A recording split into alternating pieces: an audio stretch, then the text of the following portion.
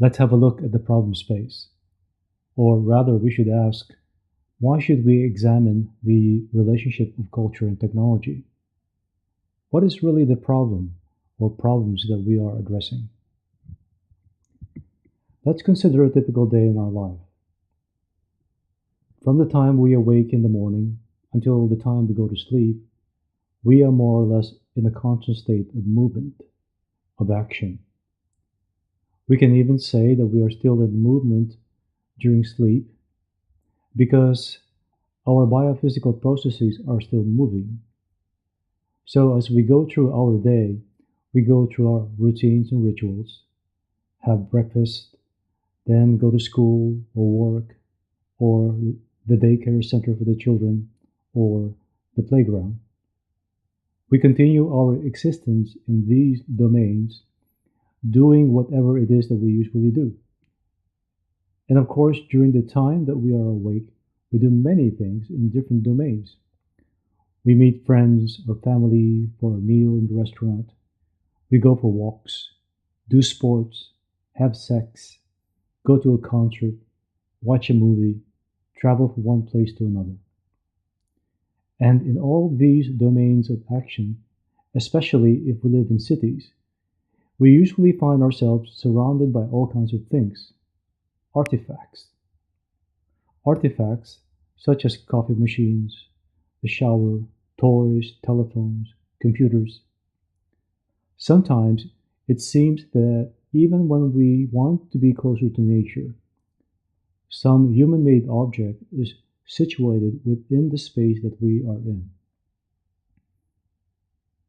In fact, we do not usually think much about these things that surround us. We normally use them without any particular disruption to the flow of our daily lives. We usually give more attention to them if something goes wrong while we're using them. So we say, that is normal. For example, we might say that if I happen to turn on the hot water instead of the cold water, that is because I was too much in my thoughts and did not pay attention. Accidents happen. While it is true that parts of the cause effect chain of accidents can be attributed to human factors, it is also true that the way people use the artifacts involved can contribute to the chain of mishaps.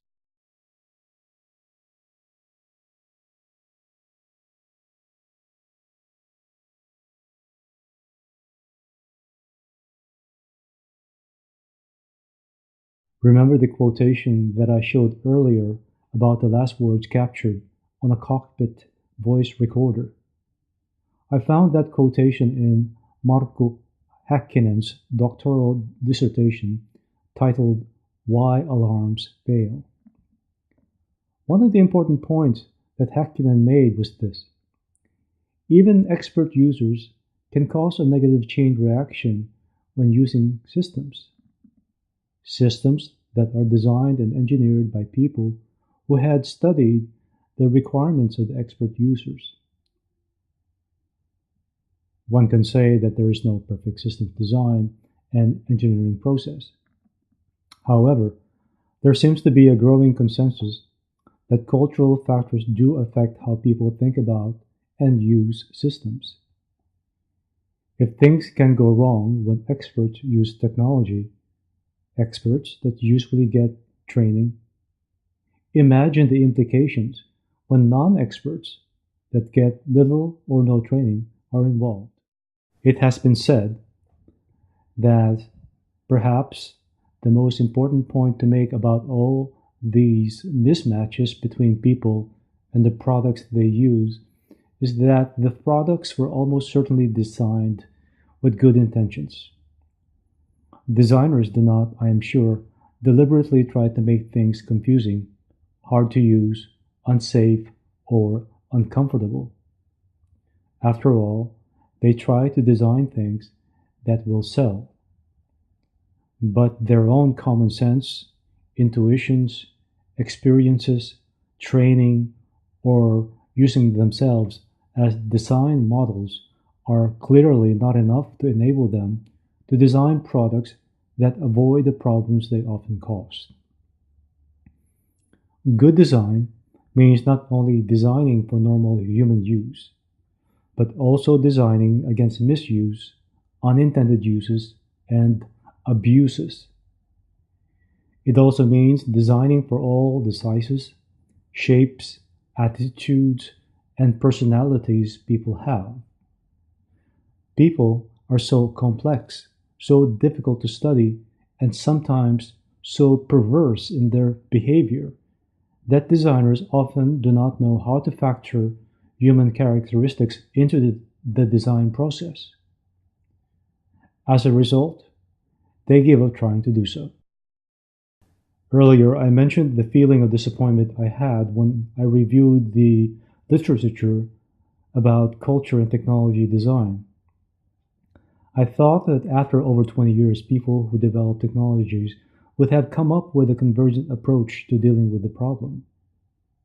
So I asked the following question: why do designers and developers of technology find it difficult to keep culture in mind? I will attempt to answer this question along with several other questions. From people's perspective as users of technology artifacts in daily life, the main issue is as follows. Artifacts are often misaligned with their ways of thinking, feeling, and behaving in the world. From people's perspective as creators of technology artifacts, the main issue is this: how can one make artifacts that are easy to understand and use and that truly help people in their daily life? So let's have a look at the question: why are technology artifacts often poorly aligned to people's ways of thinking, feelings, and behaving?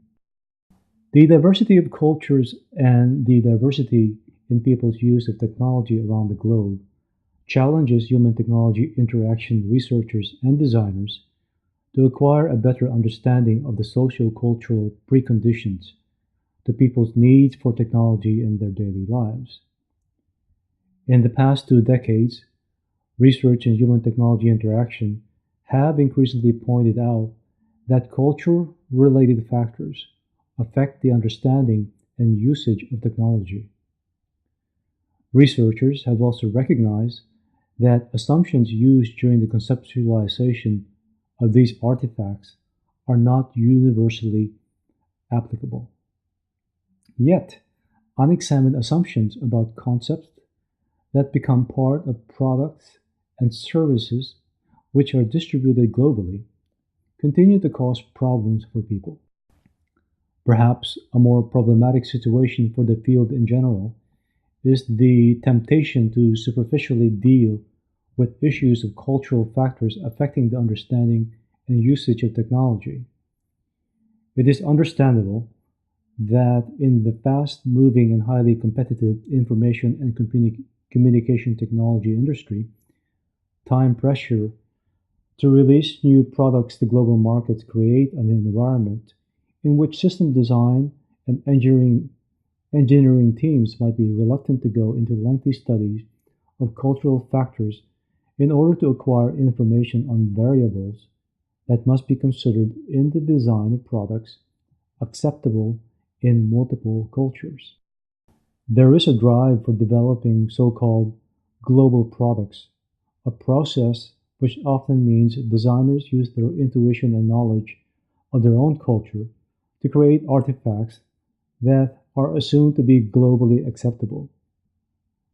But while having a goal of designing products and services with universally interfaces and concepts might make sense from the perspective of economy of scale, it is not possible without a better understanding of culture-related variance and similarity in people's preferences and behavior. However, even if design teams endeavor to align their creations to the requirements of multiple cultures, the scarcity of integrated methods and theoretical frameworks for making explicit the cultural bias embedded in the design process and for explaining cultural variables in people's relationship with technology limits the application of a culturally aligned design. One requires a research strategy and design approach that make explicit the cultural constraints and affordances relevant to conceptualizing and designing new technologies. Well, at this point, one may ask, is it really worth all the effort? A marketing professional or engineer might reasonably object to the extra effort of gathering data to describe the cultural factors that affect the usage and acceptance of products and services, particularly those that depend on certain technology, and how much such factors affect human psychology and behavior. Both disciplines already have a myriad of techniques in their repertoire for drawing out the customer's requirements. After all, people have the ability to adapt any unfamiliar product, including any unfamiliar idiosyncrasies, to their needs and desires. Any customer requirement missed during the design and engineering phases can be remedied through well-crafted marketing messages and other actions. That would be something that I, as a marketing professional, for example, could say. It is true that people are very capable of figuring out how things work. And it is also true that effective marketing can shape people's interaction with products. But during the process of figuring out, they also make more mistakes, some of which could be lethal. They tend to miss out on the intended benefits of the product. And even worse, they might more quickly ignore the product or service. An equally reasonable response to this objection comes in the form of a question. When would you like to pay for the data on cultural factors? Now or later? We can easily find evidence of products and services failures or blunders that are attributable to failure to take cultural factors into consideration in the design, engineering, and marketing phases. The anecdotes are often humorous. The cost of these failures, however, are far from humorous. Here are some cases in point. Euro Disney in Paris, Peugeot automobiles in the US during the late 1970s and early 1980s, McDonald's and Coca-Cola advertising, which angered the international Muslim community during the World Cup football competition in Los Angeles, the Ford Motor Company in Japan. What is the salient point in these cases? The salient point is that all the companies involved were or are still leaders in their industry and have sizable international operations. Yet, they still overlooked cultural factors in the design, engineering, and marketing of their products and services. Donald Norman points out that cultural issues are at the root of many of the problems we have with new machines. There are yet no accepted conventions or customs for dealing with them. Now, I extend this observation to problems encountered with new technology in general, and information and communication technology in particular. Now, researchers in the related fields of information systems and human-computer interaction research emphasize two major dimensions of the problem. The first dimension concerns alignment of processes, that is, the development, usage, adoption, and management of information systems within organizations, with known variance in the aspects of cultures. The collective aim is to enable an appropriate level of cultural fit among organizational elements to ensure successful implementation of major information system projects. The second dimension concerns descriptions of people's relations to technology. This dimension underscores a need for integrated theoretical frameworks that are not purely ad hoc, and that could help researchers and design practitioners describe the user's situation inclusive of culture-specific factors. Now, the study of the relationships between culture and technology, human psychology and technology, and culture and psychology has been traditionally done as separate research streams. The study of people as users of technology has, has been around for decades, but research remained dispersed, making it difficult to develop a cumulative tradition and theory. In user psychology research, for instance, Bertisari Luoma and Ante Olosvirta have pointed out a standstill in the progress of that field. Also, several calls for integrative approaches have been made.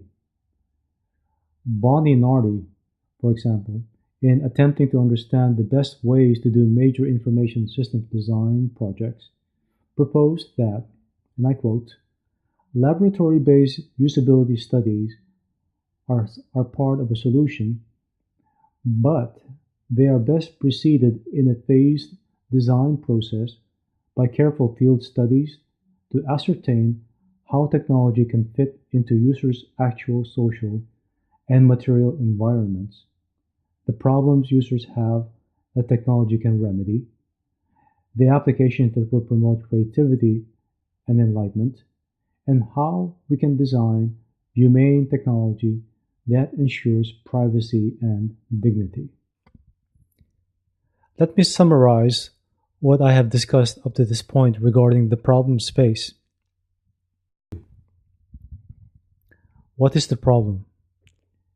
The problem is that technology artifacts are often misaligned with cultural variations in people's ways of thinking, feeling, and behaving. This situation can contribute to a negative sense of well-being, and at times, the effects can be lethal. What factors contribute to the problems? First, system design and engineering processes are realized with assumptions that are culture-centric. Second, the effects of cultural factors on perception and usage of technology are not well understood. Third, current research approaches are divergent, and it is difficult for human technology interaction researchers to develop a cumulative knowledge base applicable to a variety of projects. There is an obvious need for gathering data on the social, cultural, and psychological preconditions that might or might not give rise to people's need for technology-based tools much earlier in the development process. Systematically capturing relevant data, however, is problematic in at least two areas. First, current research methods in the design of human-technology interaction are not culturally universal. And secondly, the focus of these methods is on usability problems. Concentrating on notions of effectiveness, efficiency, and satisfaction in the usability research context is useful for developing solutions to improve existing technology concepts, but such focus does not provide concepts for analyzing the needs arising from people's actions and goals in daily life in various cultural contexts. Several investigators have demonstrated correlations between cultural and psychological dimensions to usage and diffusion of technology, but gaps in the findings and fragmentations in the research approaches have been noted.